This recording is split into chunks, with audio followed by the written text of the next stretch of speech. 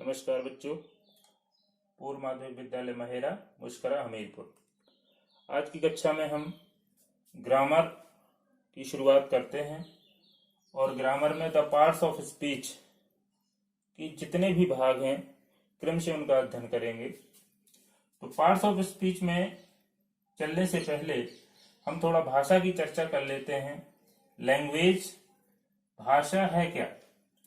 भाषा किसी भी व्यक्ति या किसी भी जंतु के भावों को व्यक्त करने का एक जरिया है, तरीका है। इंसान की बात करें तो इंसान ने अपनी भाषा को प्राचीन काल से लेकर के अब तक व्यक्त करने के लिए विभिन्न माध्यम अपनाए हैं, जिसमें से एक माध्यम है बोलचाल की भाषा, और बोलने के लिए भी विभिन्न प्रकार के संकेतों का प्रयोग किया है। तो भाषा में देखते हैं हम कि सबसे छोटी इकाई लेटर या वर्ण होती है, और लेटर से मिलकर के शब्द बनते हैं और शब्दों को मिलकर के वाक्य बनाए जाते हैं, और फिर वाक्यों से पैराग्राफ और इस तरह से भाषा का निर्माण होता है। तो और भाषा को शुद्ध तरीके से लिखा जाए, पढ़ा जाए, बोला जाए, इसके लिए ग्रामर या व्याकरण पढ़ने की आवश्यकता होती है। तो ग्रामर में हम द पार्ट्स ऑफ स्पीच पढ़ेंगे। अब क्यों इसको पढ़ने की आवश्यकता हुई? जैसे कोई भी हमने वाक्य लिख दिया, कोई भी वाक्य हम बोलते हैं, लिखते हैं, पढ़ते हैं, तो उसमें कुछ शब्द जरूर आए होंगे। अब वो शब्द क्या है? संज्ञा है, सर्वनाम है, प्रोपोजिशन है। उसको अलग अलग कैटेगरीज में व्याकरणाचार्यों ने बांटा है। जैसे ही गोज टू स्कूल। अब यहां पर ही गोज टू और स्कूल, ये चार शब्द हैं, चार वर्ड हैं। इन चार शब्दों में ही क्या है, गोज क्या है, टू क्या है, स्कूल क्या है। इसी वाक्य को हम लिख तो और थोड़ा बदलें, कर्ता बदल देते हैं। जैसे राम गोज टू स्कूल, तो अब यहां राम आ गया। Sita goes to school, Sita आ गया ही की जगह। तो इस तरह से हम he goes to school, he goes to school में चारों शब्दों को किस कैटेगरी में रखें, ही क्या है, गोज क्या है, टू क्या है, स्कूल क्या है, इसी को जानने के लिए द पार्ट्स ऑफ स्पीच, शब्दों के भेद जो 8 प्रकार के होते हैं।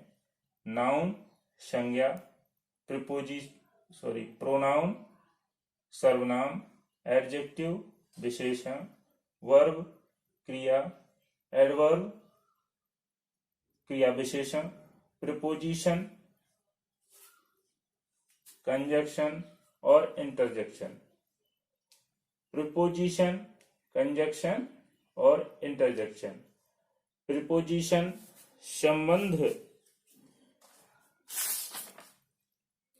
संबंध सूचक अव्यय की श्रेणी में आते हैं। कंजक्शन संयोजक की श्रेणी में आते हैं। इंटरजेक्शन विस्मयादिबोधक शब्दों के लिए प्रयुक्त शब्द है। कहीं कहीं पे आर्टिकल को भी द पार्ट्स ऑफ स्पीच में रखा गया है, लेकिन हम यहाँ पे आर्टिकल का अध्ययन पार्ट्स ऑफ स्पीच में नहीं करेंगे, क्योंकि वर्तमान में आर्टिकल को बहुत से ग्रामेरियन पार्ट्स ऑफ स्पीच से अलग रखते हैं। तो आर्टिकल का जब हम अध्ययन करेंगे ए, एन और द, तो बताएंगे क्यों जो है इसको द पार्ट्स ऑफ स्पीच से अलग रखा गया है। चलिए हम बात करते हैं पहले पार्ट्स ऑफ स्पीच, नाउन की। नाउन संज्ञा। हिंदी में भी संज्ञा के बारे में बच्चों पढ़ा होगा आपने। संज्ञा क्या है? संज्ञा को बेसिकली हम कह देते हैं a noun, a noun is the naming word. बहुत सरल सी परिभाषा है। A noun is the naming word, यानी नामकरण करने वाले शब्द ही संज्ञा है। थोड़ा सा विस्तृत अगर हम परिभाषा जाने नाउन की, तो a noun is the name of any person, place, animal, thing और एब्स्ट्रैक्ट आइडिया, अर्थात किसी व्यक्ति, स्थान, एनिमल, वस्तु अथवा भाववाचक विचार के नाम को संज्ञा कहते हैं। उदाहरण, मोहन एक व्यक्ति का नाम है, कानपुर एक स्थान का नाम है, टेबल मेज एक वस्तु का नाम है, टाइगर एक प्राणी का नाम है, और लव प्रेम, स्नेह एक भाव है, एक विचार है जो हम प्रत्यक्ष रूप से देख नहीं सकते हैं, महसूस कर सकते हैं केवल उसको। तो जितने भी एब्स्ट्रैक्ट आइडियाज होंगे, अमूर्त विचार, अमूर्त और मूर्त दो चीजें होती हैं। मूर्त मतलब जिसको हम छू भी सकते हैं और देख भी सकते हैं। अमूर्त जिनको हम केवल महसूस कर सकते हैं, उनको देखा नहीं जा सकता है, आंखों से वो दिखाई नहीं देते हैं कि उनका रंग रूप कैसा है, उनका बॉडी कैसा है, केवल उनको महसूस किया जा सकता है। तो द नाउन, तो परिभाषा समझ गए होंगे कि किसी भी व्यक्ति, स्थान, प्राणी, वस्तु अथवा भाववाचक विचार के नाम को संज्ञा कहते हैं। A noun is the name of any person, place, animal, thing और एब्स्ट्रैक्ट आइडिया। ठीक है बच्चों, यहाँ पे हम सिर्फ उस कैटेगरी तक ही अध्ययन करेंगे कि आपकी कक्षा 6, 7, 8 से बहुत नीचे स्टैंडर्ड का ना हो और बहुत ऊंचे स्टैंडर्ड का भी ना हो, ताकि आप आसानी से इसको धीरे धीरे समझ सकें। चलिए अब बात करते हैं काइंड्स ऑफ नाउन, संज्ञा के प्रकार। संज्ञा के 5 प्रकार होते हैं। पहला प्रकार है प्रॉपर नाउन, व्यक्तिवाचक संज्ञा। यहां पे किसी भी विशेष व्यक्ति, स्थान या वस्तु के नाम को संबोधित किया जाता है। पर्टिकुलर, ध्यान देना, पर्टिकुलर। राम एक विशेष व्यक्ति है, पर्टिकुलर है। आगरा एक विशेष स्थान का नाम है। इंडिया एक पर्टिकुलर कंट्री है। द गीता, अब यहाँ पे गीता, बुक्स तो बहुत सारी होती हैं, लेकिन गीता, द रामायण, ये जो है विशेष पुस्तकें हैं, इसलिए पर्टिकुलर की श्रेणी में चले गए। और ये प्रॉपर नाउन में द गीता, द रामायण। इसी तरह से हम रिवर की बात करें, नदी की बात करें, तो द गंगा, गंगा, द यमुना, विशेष नदियां हैं। नदियां तो बहुत होती हैं, इनके नाम भी नहीं कोई रख पाता। कोई सीधे आप कह देते हैं ये हमारे गांव की नदी है, ये उस शहर की नदी है, लेकिन उसका नाम नहीं पर्टिकुलर है, तो वो प्रॉपर नाउन में नहीं आएगा। अगर उसका प्रॉपर नाम है तो वो जो है पर्टिकुलर नाम है उसका, तो प्रॉपर नाउन में आएगा। और याद रखिएगा कि प्रॉपर नाउन का पहला अक्षर हमेशा कैपिटल लेटर में लिखा जाता है, यानी ABCD के जो पहला प्रकार होता है उसमें लिखा जाता है। ठीक है।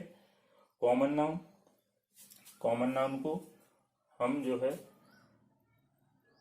रखते हैं ये जातिवाचक संज्ञा। तो जातिवाचक संज्ञा क्या है? किसी व्यक्ति, वस्तु या स्थान के एक विशेष वर्ग को संबोधित करे तो उसे कॉमन नाउन कहते हैं।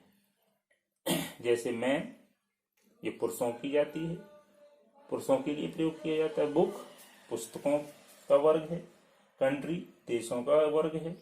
गर्ल यहाँ पे लड़कियों की जाति को संबोधित कर रहा है शब्द, और बॉय लड़कों की जाति को संबोधित कर रहा है। तो कॉमन नाउन यहाँ पे man, book, country, girl, boy आदि। अब बात करते हैं तीसरे प्रकार कलेक्टिव नाउन यानी समूहवाचक संज्ञा। जैसे कि शब्द से ही पता चल रहा है, कलेक्शन समूह, कलेक्टिव, जहां पे एक विशेष समूह की बात हो। जैसे क्लास, क्लास क्या है? स्टूडेंट्स विद्यार्थियों और अध्यापक का समूह, जिसमें अमूमन एक अध्यापक और बहुत सारे विद्यार्थी होते हैं। फैमिली परिवार, फैमिली शब्द से पता चल जाता है कि फैमिली में क्या कौन कौन सदस्य होते हैं। माता पिता, भाई बहन, पत्नी, बच्चे, दादा दादी इत्यादि। तो फैमिली। आर्मी नाम से पता चल गया किसका समूह? सैनिकों का समूह है, तो आर्मी। तो ऐसे जितने भी शब्द हैं जो एक समूह की ओर इंगित करते हैं, कलेक्टिव नाउन कहलाते हैं। मटेरियल नाउन पदार्थवाचक संज्ञा, गोल्ड, वुड, आयरन, सिल्वर, सोना, लकड़ी, लोहा, चांदी। क्या है मटेरियल नाउन? मटेरियल नाउन ऐसे पदार्थ जिनसे कोई दूसरी वस्तु बनाई जाती है या बनाई जा सकती है, उसको हम मटेरियल नाउन की श्रेणी में रखते हैं। गोल्ड, इससे बहुत सारे आभूषण बनाए जाते हैं। लकड़ी के बहुत सारे जो है सजावट के, फर्नीचर के सामान बनाए जाते हैं। आयरन, हम दरवाजे, खिड़कियां और बहुत सारे वस्तुओं के निर्माण में इसका प्रयोग करते हैं। चांदी आभूषणों और बहुत ही जगह पर इसका प्रयोग सिल्वर का किया जाता है। तो मटेरियल नाउन पदार्थवाचक संज्ञा। अब बात करते हैं एब्स्ट्रैक्ट नाउन क्या है? भाववाचक संज्ञा। ध्यान से इसको समझिएगा। भाववाचक संज्ञा एब्स्ट्रैक्ट नाउन, इसमें हमेशा बच्चे कंफ्यूज होते हैं कि क्या है ये, कौन सा नाउन है। तो ये नाउन उन भावों का नाम है, उन विचारों का नाम है जो हमको मूर्त रूप में दिखाई नहीं देते हैं। प्रत्यक्ष हम उनको छू नहीं सकते, प्रत्यक्ष हम उनको देख नहीं सकते, केवल अपने मानसिक स्थिति के द्वारा उनको महसूस कर सकते हैं कि ये है क्या आखिर। इसको हमने अपने सामाजिक परिवेश में इन शब्दों को उतारा है। बोल देते हैं अंग्रेज हैं तो लव है, हम हिंदी भाषा में बोलेंगे तो प्रेम है, उर्दू भाषा में बोलेंगे तो मोहब्बत है। तो इस तरह से हम जो है भावों को प्रकट करने के लिए, विचारों को प्रकट करने के लिए जिन शब्दों का प्रयोग करते हैं वो एब्स्ट्रैक्ट नाउन कहलाते हैं। ऑनेस्टी, ईमानदारी। ऑनेस्टी सेकंड शब्द लिखा हुआ है, ऑनेस्टी, ईमानदारी दिखाई नहीं देती किसी को। कैसी होती है? लंबी होती है, छोटी होती है, मोटी होती है, पतली होती है, नहीं दिखाई देती ना, सिर्फ महसूस की जा सकती है। जिसके अंदर ऑनेस्टी है कहेंगे ये ईमानदार है, नहीं है तो कहेंगे बेईमान है। पॉवर्टी, गरीबी। गरीबी का रूप किसी ने देखा नहीं है, सिर्फ उसको महसूस करके उसके गुणों, उसकी विशेषताओं को वर्णन कर सकते हैं। इसी तरह से बहुत सारे शब्द हैं। लाफ्टर, हंसी, कोई व्यक्ति हंस रहा है तो कह देते हैं भाई ये इसको हंसी आ गई। अब हंसी छोटी है, मोटी है, पतली है, काली है, गोरी है, कैसी है, प्रत्यक्ष नहीं दिखाई देती, लेकिन महसूस हो रहा है कि व्यक्ति हंस रहा है, रो रहा है, क्रोध कर रहा है। ये सब हम उसको देख सकते, उसको क्रोध आ रहा है। तो एब्स्ट्रैक्ट नाउन में भाववाचक विचार आते हैं। ठीक है, तो आज के इस सेशन में हम सिर्फ यहीं तक काइंड्स ऑफ नाउन तक ही रहेंगे और अगली कक्षा में हम नाउन नंबर्स का अध्ययन करेंगे। अध्ययन करिए घर में, लॉकडाउन चल रहा है, कोरोना महामारी का संकट फैला हुआ है, तो ऑनलाइन क्लासेस हमारे जीवन का एक अहम हिस्सा बनने जा रही हैं और इनसे हमें जुड़ना ही पड़ेगा, हर हाल में जुड़ना पड़ेगा। छोटे बच्चों के लिए एक समय था कि मोबाइल देना एक गलत समझा जाता था कि बच्चा कोई गलत साइट का प्रयोग ना करने लगे, कुछ गलत ना मोबाइल में देखने लगे जो उसकी उम्र के हिसाब से देखने लायक नहीं है। लेकिन आज ये हमारी शिक्षा का अहम हिस्सा हो गया है। तो सिर्फ अगर मोबाइल का हम प्रयोग करते हैं तो सिर्फ और सिर्फ अपनी शैक्षणिक स्थिति को सुधारने के लिए करें, अपनी पढ़ाई के लिए करें, थोड़ा बहुत मनोरंजन के लिए कर सकते हैं, कोई फनी वीडियो देख सकते हैं, लेकिन दिन भर मोबाइल में लगे रहना ये जो है आपकी शिक्षा को बहुत बुरी तरह से प्रभावित कर सकता है। और दिन भर आप सोचें कि हम सिर्फ मोबाइल से पढ़ते ही रहें तो आपकी आंखों, आपके दिमाग, आपकी मनोदशा सबको जो है ये डिवाइस चेंज करके रख देगी। उतना ही प्रयोग करें जितनी जरूरत है। धन्यवाद।